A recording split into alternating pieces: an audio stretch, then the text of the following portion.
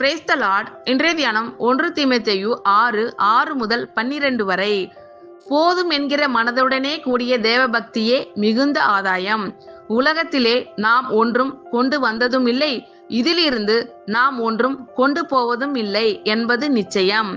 உண்ணவும் உடுக்கவும் நமக்கு உண்டாயிருந்தால் அது போதும் என்று இருக்க கடவோம்.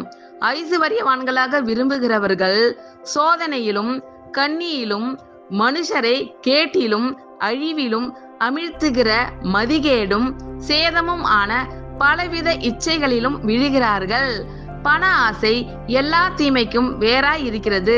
சிலர் அதை இச்சித்து விசுவாசத்தை விட்டு வழிவி அநேக வேதனைகளாலே தங்களை உருவ குத்தி கொண்டிருக்கிறார்கள். நீயோ தேவனுடைய மனுஷனே, இவைகளை விட்டோடி நீதியையும் தேவ பக்தியையும் விசுவாசத்தையும் அன்பையும் பொறுமையையும் சாந்த குணத்தையும் அடையும்படி நாடு.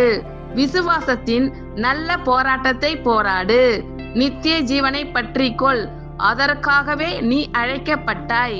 அநேக சாட்சிகளுக்கு முன்பாக நல்ல அறிக்கை பண்ணினவனுமாய் இருக்கிறாய். ஆமேன்.